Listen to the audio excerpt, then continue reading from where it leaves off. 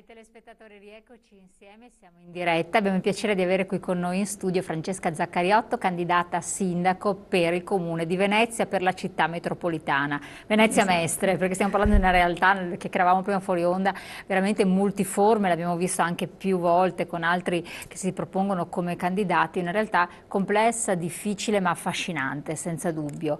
È Venezia domani, quindi quello che sarà la città un domani, come dovrebbe presentarsi. Allora, vediamo di capire insieme quali sono anche le criticità del sistema, quindi quali sono le problematiche che si devono andare ad affrontare, i vari aspetti che comunque coinvolgono i cittadini, direttamente o indirettamente. Sappiamo che molti ci seguono anche dalle isole, noi non trascureremo assolutamente le isole perché sono dei luoghi anche loro a sé stanti, delle enclave quasi particolarissime, come anche l'entroterra, la zona di Porto Marghera. Marghera ci hanno scritto anche loro, cioè cercheremo di non trascurare nessuno. Lei viene da 10 anni di sindaco del comune di San Donà di Piave, un comune che comunque presenta delle tipicità e delle difficoltà anche amministrative che lei ha saputo affrontare nel tempo. 5 anni quasi completi di amministrazione provinciale come presidente della provincia di Venezia, quindi il territorio i confini della città metropolitana li conosce bene, li ha amministrati anche sotto il profilo turistico perché entrava tra le competenze della provincia, quelli del lavoro, io tocco quelli che sono i temi che ci hanno scritto con maggiore insistenza, sono le tematiche che stanno più a cuore, quindi turismo e lavoro lei già li conosce bene. E poi adesso ha lavorato per anni come dirigente in un comune, sa quali sono le dinamiche amministrative, i tempi, eccetera. E adesso c'è questa avventura che potrebbe prospettarsi in un comune che, secondo i dati, avrebbe più di 3.300 dipendenti e 6.000 con le partecipate. Quindi un comune poderosissimo, pesantissimo, ed è un po' il nodo cruciale che molti hanno posto all'attenzione. Io direi di partire proprio da questo. La prima crucialità, un bilancio e l'amministrazione comunale di una macchina pesantina. Ma purtroppo il problema del bilancio è il problema che più pesa oggi in chi va ad amministrare Venezia, e per Venezia intendo le isole e la terraferma, perché è una situazione gravissima dove con un atto del commissario del 30 aprile del 2015 si è dichiarato un disavanzo di 72 milioni e 700 mila euro e un debito fuori bilancio di 19 milioni. E quindi è chiaro che una situazione come questa non permette nemmeno di fare il bilancio per il 2015 e ingessa quella che è il governo della città, e quindi già vediamo quasi quotidianamente attraverso i media che vengono razionalizzati i servizi in maniera particolare sul sociale, sulla cultura, e quindi i primi a rimetterci in questo scenario così pesante sono proprio le fasce più deboli, quindi dalla disabilità all'assistenza domiciliare, a tutto il personale che viene gestito dalle cooperative e quindi da tutti quei lavori che sono affidati all'esterno. E quindi una situazione che non prospetta dei momenti positivi, ma che richiede dei sacrifici, e che proprio per degli errori che sono stati causati da una mala gestione del passato, che non è un passato di 4 anni, 3 anni prima del commissariamento, ma di un sistema che si è perpetuato nel tempo in maniera proprio bene studiata e che porta oggi ad avere una situazione ingessata, ad esempio in termini del personale. Quindi il dato che citava lei, 3.000 rotti dipendenti che costituiscono all'interno del bilancio una spesa fissa pari a 140 milioni di euro, e a questa se aggiungiamo i 6 milioni e rotti delle società partecipate, richiedono assolutamente un'analisi e anche delle proposte. Io nel mio programma, ad esempio, ho parlato di applicazione della norma ex Fornero che fa riferimento al prepensionamento, e questa operazione permetterebbe di incidere con circa un 10% su quella che è la somma complessiva, e quindi sui 140 milioni recuperare circa 14 milioni di euro. Ecco, io chiedo una cosa perché altrimenti perdiamo il punto, ed è stato un aspetto che i nostri telespettatori hanno sottolineato. Lei stessa ha detto si è tagliato sul sociale, sui servizi. Questo non si spiegano ai cittadini. Perché sono le prime voci ad essere tagliate dalle amministrazioni comunali? E io a lei lo chiedo perché lei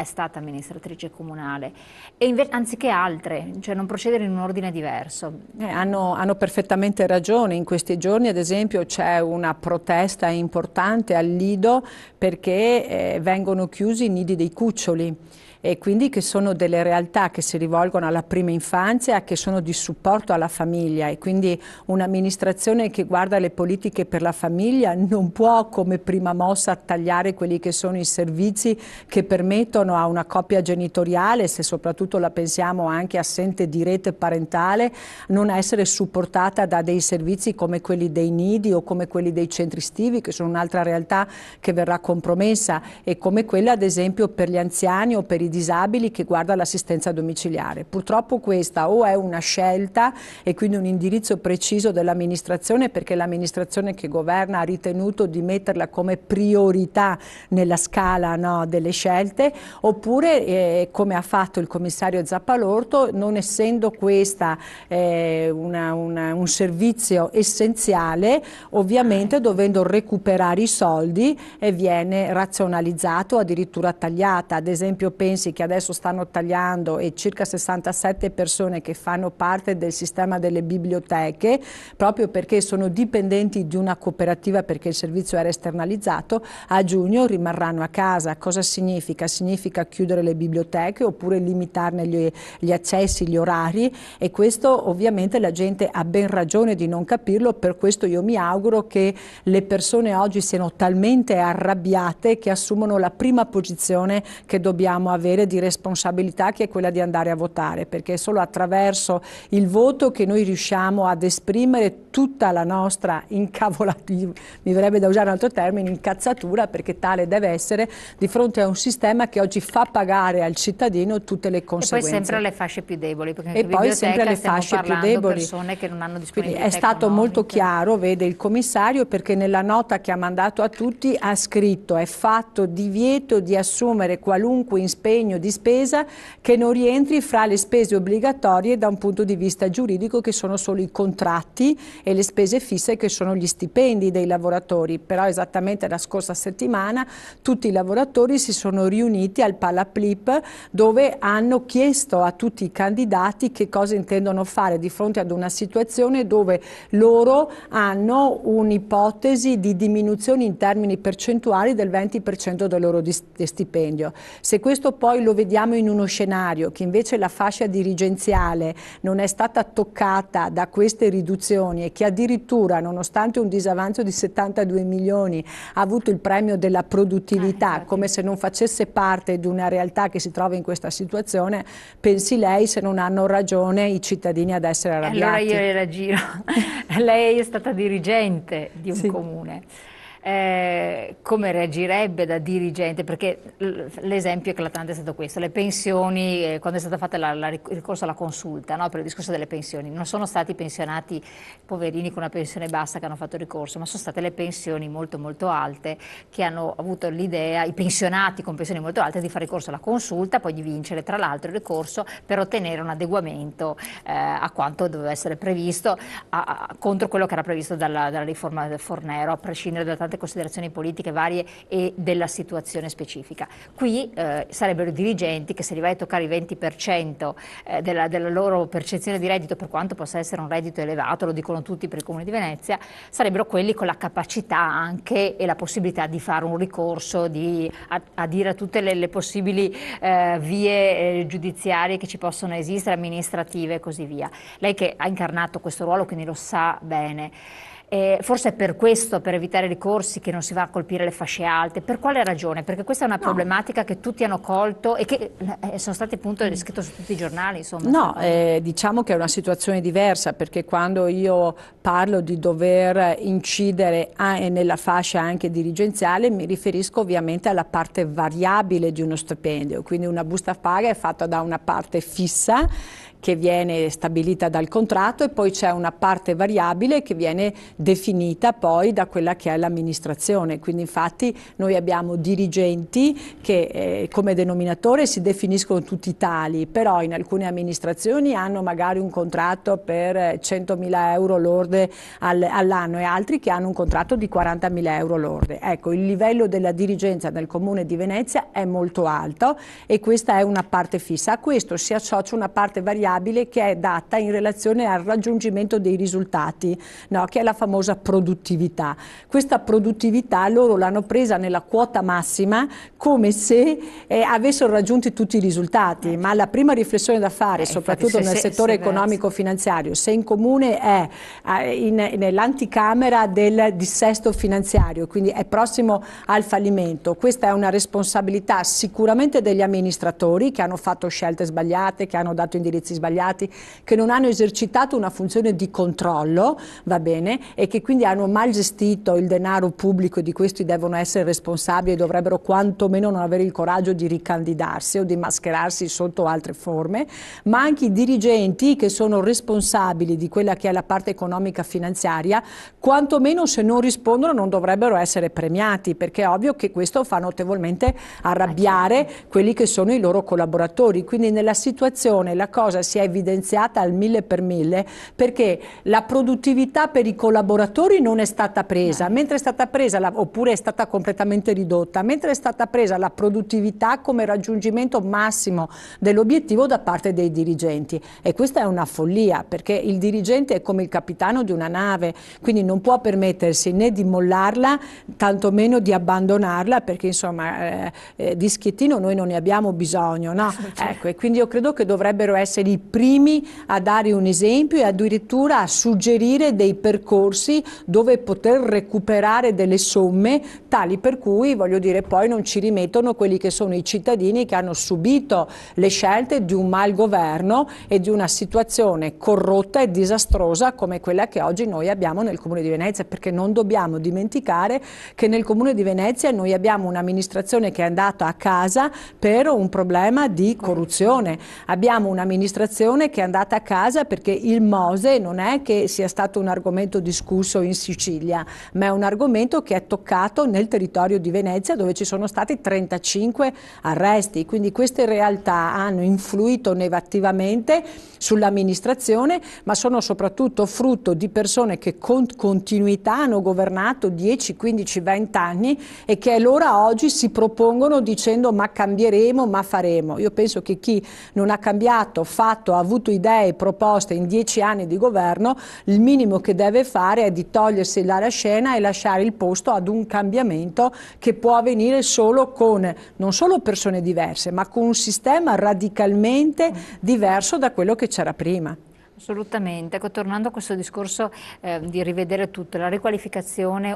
anche urbanistica di diverse location del territorio di Venezia, comprendiamo quindi anche Marghera, Porto Marghera in modo particolare, che sono nodi cruciali, e Mestre che è stata comunque ripristinata e così via, però è diventata quasi inaccessibile, no? Per una serie di situazioni, un ZTL che è dappertutto, posteggi che sono aumentati come prezzo, insomma si rischia anche la desertificazione di una città se questa non è più fruibile. Sì, sicuramente i primi a farne la spesa sotto questo aspetto è la terraferma, e quando prima si parlava del commissario e delle scelte, no, che sta facendo, che ricadono sui soggetti più deboli, pensiamo anche a tutta la situazione del commercio, no? Un commercio che già per una crisi che stiamo vivendo a livello, voglio dire, di mercato e di paese, viene rafforzata questa situazione in termini negativi per altre scelte che il territorio fa. Una ZTL che è unica, credo, fra tutti i paesi d'Italia, che ad esempio è H24, quindi invece di essere magari interrotta in qualche orario serale, no, o in determinati momenti della giornata, che può permettere anche una fluibilità, una vivibilità della parte storica, invece rimane con continuità 24 ore su 24. Un commissario che ha avuto il coraggio dal 1° maggio di raddoppiare quello che è il costo dei parcheggi, quindi per parcheggiare a Mestre oggi sono 2 euro all'ora, e quindi è ovvio che in un territorio è una follia, ma sembrano proprio gesti quasi di cattiveria verso una categoria, capisce? Perché una categoria che è in ginocchio tu non la puoi trattare in questa maniera, è veramente offensivo. Se pensiamo poi che Mestre si trova anche chiusa nel raggio di 10 km su 3 centri con parchi commerciali, e quindi con una realtà che si misura in termini di competizione, di offerte, di servizi quotidianamente, che quindi deve trovare ogni giorno delle strategie per potersi rialzare rialzare e attrarre, no, le persone perché vadano al centro storico, un centro storico che oggi è privo di eventi, di opportunità culturali, per ragioni non solo economiche ma anche di scelte che non hanno mai ad esempio visto Mestre in prima linea premiata da un punto di vista di eventi culturali o di altro genere proprio come attrazione ad esempio per i giovani, e quindi abbiamo una situazione di grande malessere, e se a questo uniamo il disastro che c'è da un punto di vista di degrado, che degrado poi è l'altra parte della medaglia della sicurezza, capisci, uniamo dramma su dramma, e quindi abbiamo anche questi poveri commercianti che devono costituirsi in comitati, che devono protestare per una situazione dove devono difendersi da sole, dove devono pulire da soli quelli che sono, voglio dire, i marciapiedi, i pezzi di strada, perché la città è abbandonata a se stessa. Però questo quindi... che i cittadini non si spiegano, perché ci sia questa situazione di degrado diffuso quando di fatto le partecipate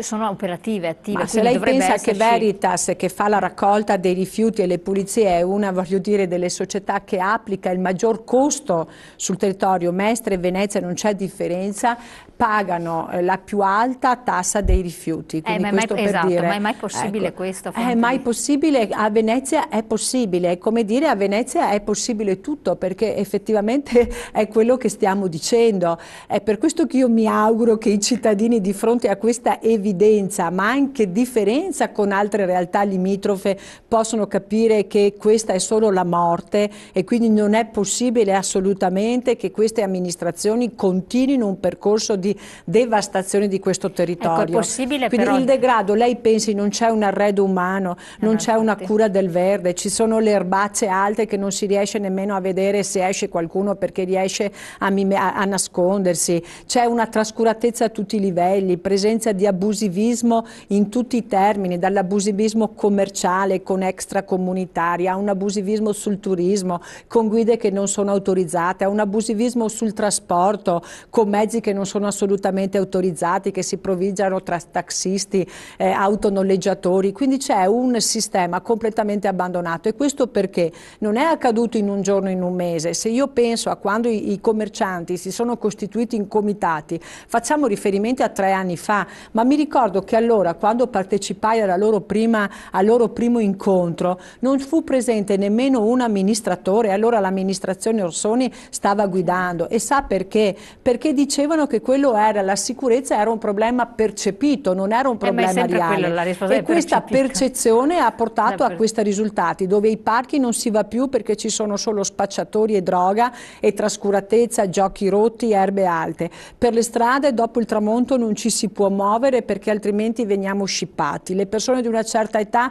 non si muovono più né con borsa, tantomeno con gioielli, perché sono terrorizzati di essere colpiti. Per strada non puoi andare via in bicicletta perché le strade sono state devastate. Cioè, c'è una situazione che assolutamente è da terzo mondo, e quindi questo Mestre, come tutto il resto delle realtà, non si merita. Da un punto di vista urbanistico c'è stata una trascuratezza. Prendiamo solo 2 esempi: Lido, il buco dell'ospedale, Mestre, un buco dell'ospedale, quindi 2 realtà in pieno centro cittadino, va bene, che sono state svuotate di servizi che erano importanti come elemento di attrazione verso il centro, e che non sono state oggi coperte con nessun progetto, perché i tentativi che sono stati dati tra pubblico e privati oggi sono al fallimento. E quindi è chiaro che poi è una situazione non solo abbandonata, ma anche dove il cittadino si sente... Io le chiedo, siamo in pubblicità quindi non abbiamo più tempo, ma è risolvibile? Cioè, è possibile un intervento da parte di un sindaco? Io mi sono proposta, perché la provincia che io ho guidato ha chiuso il bilancio del 2014 con un avanzo di amministrazione di 23 milioni di euro, eppure è un ente pubblico uguale quindi al comune, è possibile. E quindi sta a dimostrare che se vogliamo iniziamo a vederlo il bicchiere mezzo pieno e non mezzo vuoto, ma nel farlo dobbiamo individuare persone capaci, con esperienza, concretezza, determinazione e assunzione di responsabilità. Chiarissimo. Pubblicità, poi ritorniamo con voi.